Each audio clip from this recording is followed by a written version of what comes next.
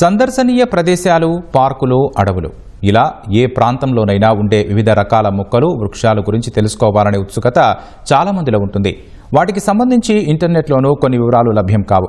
ఈ సమస్యకు పరిష్కారం చూపుతూ తిరుపతి ప్రాంతీయ విజ్ఞాన కేంద్రం సరికొత్త కార్యక్రమానికి శ్రీకారం చుట్టింది. చెట్ల పేర్లు, వాటి చరిత్ర తెలిపేలా QR కోడ్ ఏర్పాటు చేసింది. ఆ విశేషాలు ఇప్పుడు చూద్దాం.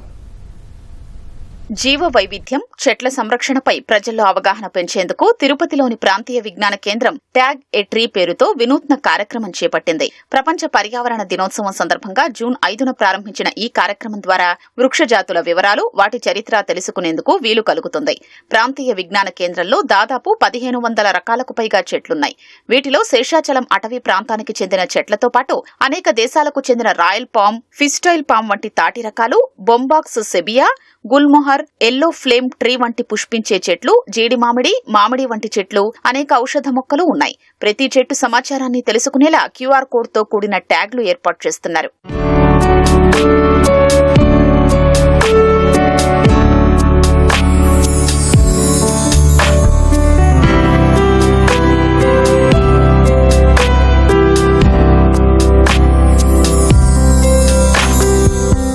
సందర్శకులు తమ మొబైల్ ఫోన్లతో చెట్టు లేదా మొక్కపై ఉన్న కోడ్ను స్కాన్ చేస్తే దాని పేరు, జీవన నేపథ్యం, పువ్వులు, కాయలు, పండ్లు, వాటి ప్రయోజనాలు, ఛాయాచిత్రాలు వంటి ఇతర సమాచారాన్ని అందిస్తోంది. సందర్శకులు ఈ విధానం ద్వారా సరికొత్త అనుభూతిని సొంతం చేసుకుంటున్నారు. దీనికి QR కోడ్ ట్యాగ్ వేశారు. ఈ QR కోడ్ మనం స్కాన్ చేస్తే ఈ చెట్టు ఉపయోగాలు, ఈ చెట్టు ఎన్ని సంవత్సరాలు బతుకుతుంది, ఎలా వస్తుంది, దీని కాయలు ఎలా ఉంటాయి, పూలు, దీని హైట్ మొత్తం మనకు తెలుస్తుంది. చాలా ఉపయోగకరంగా ఉంది మాకు, మా పిల్లలకి. స్కానర్స్ వల్ల వీటి చెట్టు గురించి తెలుసుకోవడం గానీ, ప్రయోజనాలు గానీ ఇలాంటివి తెలుసుకోవడం అనేది చాలా హ్యాపీగా ఉంది. ఇది కొద్దిగా ఇన్నోవేషన్ లాగా అనిపిస్తుంది. పిల్లలకు కానీ చాలా వాళ్ళకి తెలుసుకోవడానికి ఉపయోగపడుతుంది. వాళ్ళకి చాలా యూస్ఫుల్ అనిపిస్తుంది. నేను ఈ చెట్టు గురించి తెలుసుకోవడానికి స్కాన్ చేసి తెలుసుకున్నాను. ఫిస్టైల్ పామ్. పర్యావరణ విద్యతో పాటు సాంకేతికతను అనుసంధానించడం ద్వారా ట్యాగ్ ఏ ట్రీ కార్యక్రమం విద్యార్థులు, పరిశోధకులు, ప్రకృతి ప్రేమికులకు ఉపయోగకరంగా ఉంటోందని అధికారులు చెప్తున్నారు. ఇంతకుముందు అయితే చిన్న నేమ్ బోర్డు వేస్తారు. ఇన్నోవేటివ్ గా మనం ఏం చేస్తాం, QR కోడ్, ఇప్పుడు మా టెక్నాలజీని యూజ్ చేసుకుని QR కోడ్ అమర్చాం. మనం సైంటిఫిక్ నేమ్,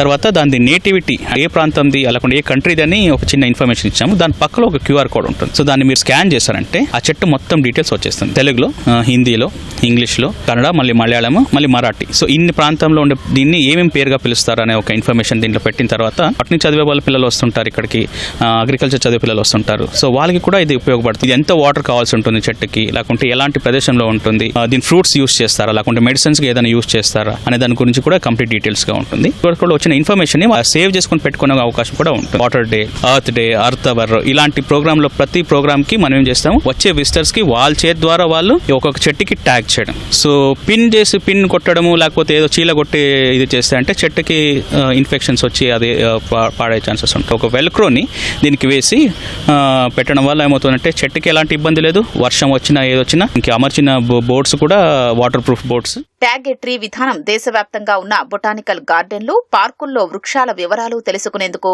దిక్సూచిలా నిలుస్తుందని పలువురు అభిప్రాయపడుతున్నారు.